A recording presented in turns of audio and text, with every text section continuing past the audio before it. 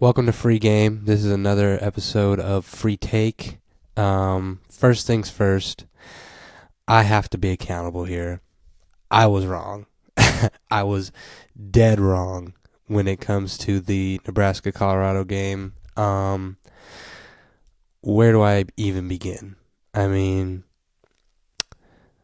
the fact of the matter is Colorado stinks. They stink so bad. Their offensive line is worse than terrible.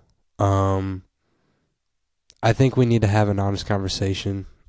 I'm going to go through Colorado first, and then I'm going to go my thoughts on Nebraska, and then we'll go from there. But I think we all need to have an honest conversation on Colorado's coaching staff.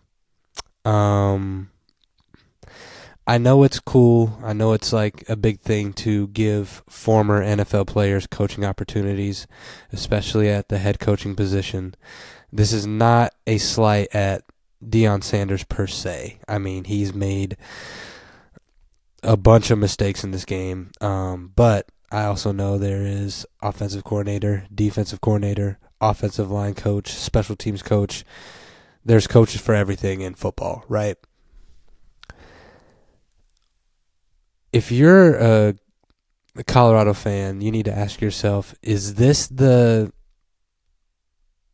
route we want to take from here on out when it comes to having not DiJon Sanders as a coach, but what comes with DiJon Sanders as being your head coach? Now, like I said, I don't think he's a terrible coach. I think he's a solid college football coach. He just has two of the best players on his team with Shedeur Sanders and Travis Hunter, and we'll get to them in a little bit as well. But what the hell was that coaching staff? The whole Colorado coaches, where was the schemes? Where was the heart? Where was the IQ? Like, there was a play, it was 7-0 in the first quarter. Nebraska pins them at their own 2. So it's 1st and 10 at Colorado's own 2. You throw a sideline stop route on your own 2? I don't play football.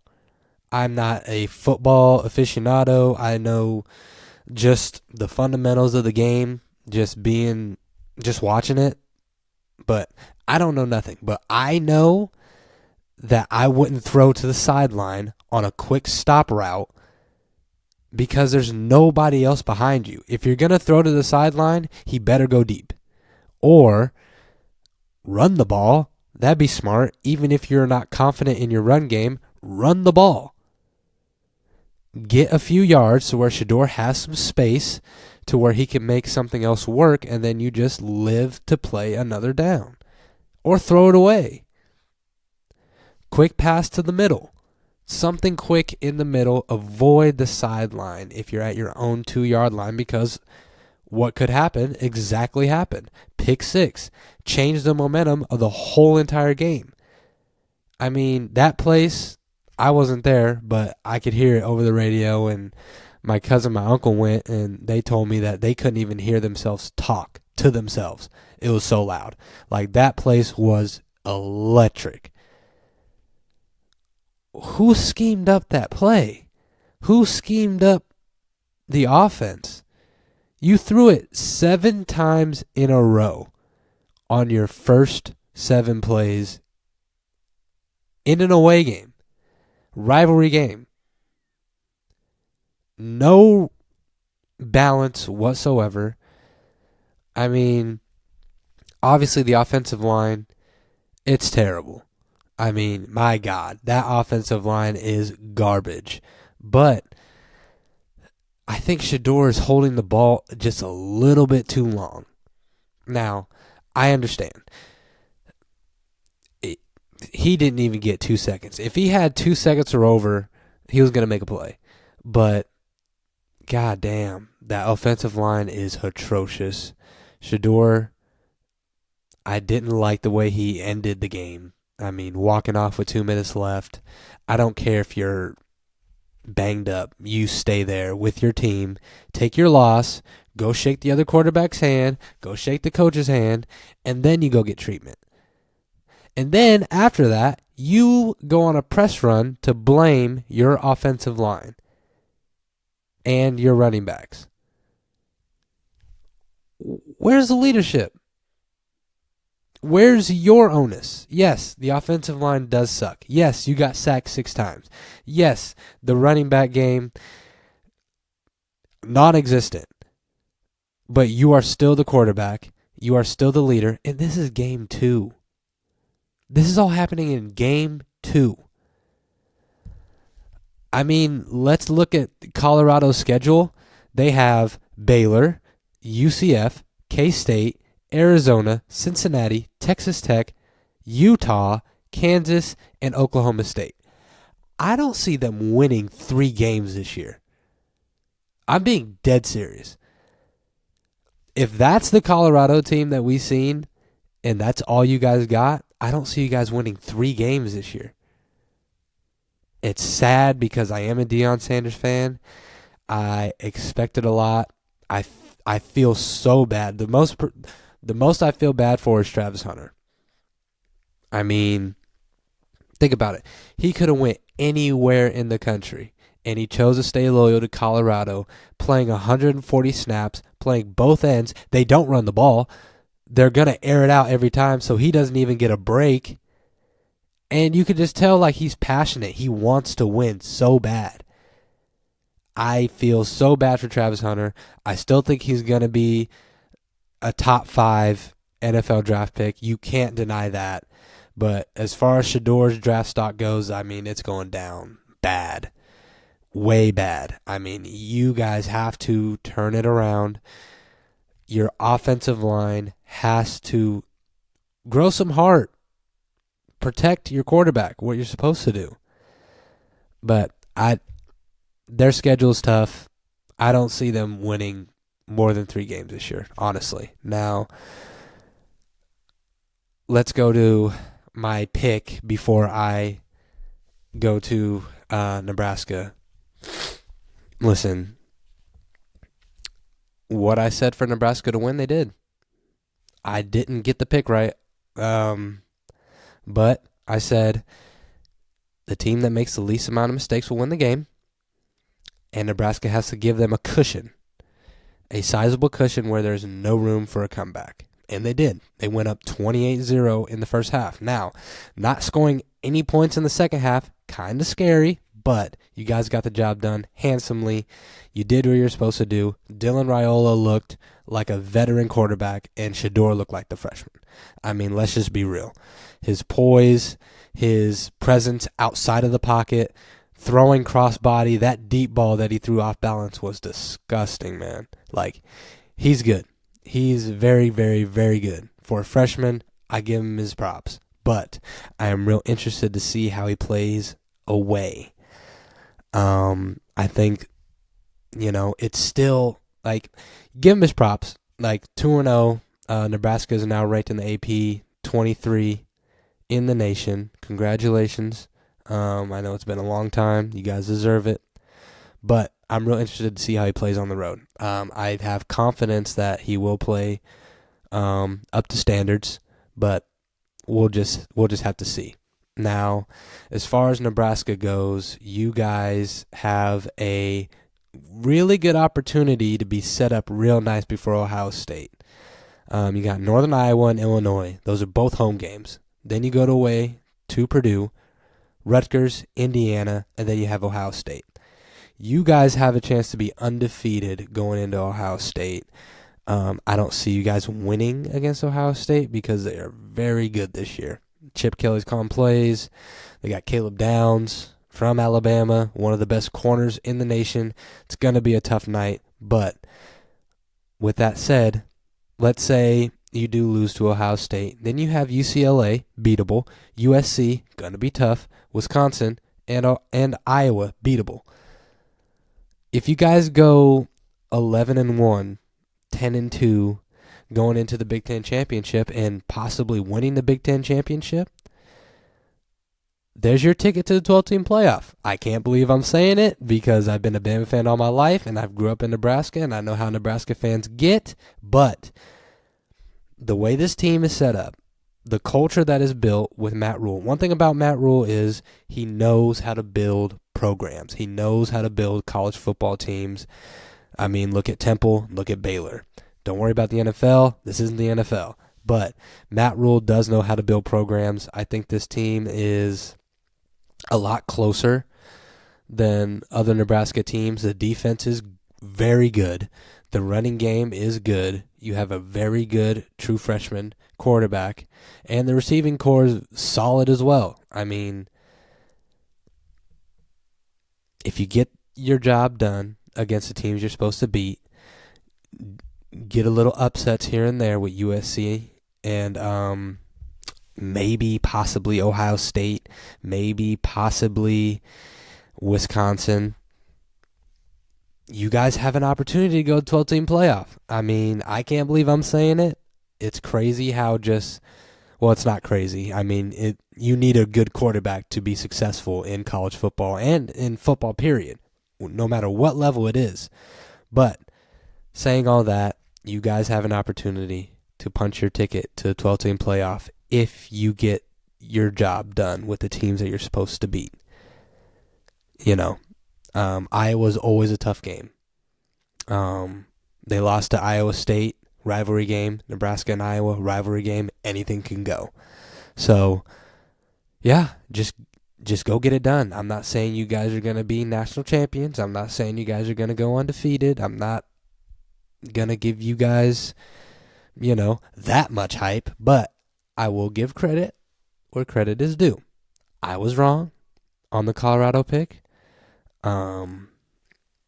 I underestimated Nebraska a little bit. You guys have a very good football team, and you might get it done this year. I'm not saying that Nebraska's back, because Nebraska being back is being national championship favorites.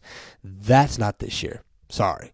But you guys have an opportunity to be one of those names to get into that 12-team playoff. That's all I'm going to say on that. I don't want to excite Nebraska fans so much, but thankfully, I don't care about Colorado or Nebraska.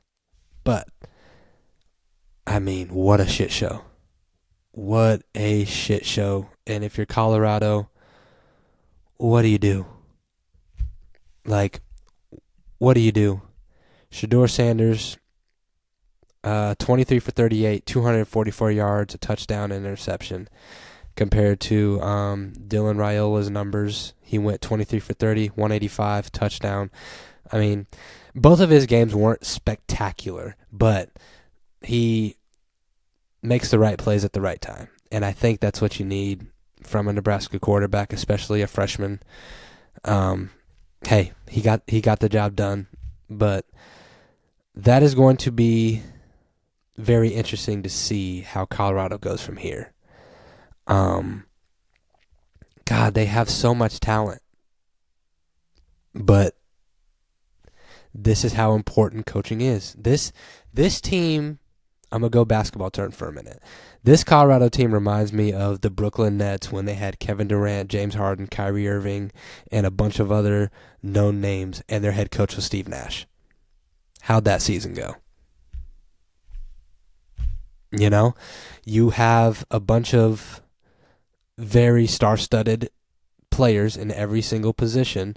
You hit the transfer portal, so all these kids are coming in from different cultures, different football teams, different styles of coaching, and you only have a certain amount of time to make that mesh. I think this is a reality check on the transfer portal. If you live and die by the transfer portal, you're going to live and die by the transfer portal. Yes, these kids were playing at solid Power 5 D1 schools, SEC, Big Ten, used to be Pac-12, Big 12, ACC. But you have to scheme up for these players. You have to coach these players. DeJon Sanders, great motivator. DeJon Sanders, great personality. DeJon Sanders, great recruiter. Probably one of the best recruiters. But how are you scheming these players? How are you putting the best players out there for them to be successful? When I watched Colorado versus Nebraska, I didn't see anything but go to 12. Throw to Travis Hunter. That's all I seen. That was your game plan. That's not going to work, especially if you're playing in the Big 12. That's not going to work against those teams because the Big 12 teams are exactly like Nebraska. They're going to run it down your throat. They're going to be balanced. They're going to have big offensive linemen. They're going to have big defensive linemen, and they're going to headhunt. If I'm a team and Colorado's on my schedule, I'm circling that game if I'm a defensive player, especially a D lineman, especially a linebacker, because that's lunch to me. That offensive line is suspect. And in order for you to turn this around, you have no choice but to scheme it up and tell those players you got to have some heart to protect Shedeur, or we're not going to win a game this year, let alone 3.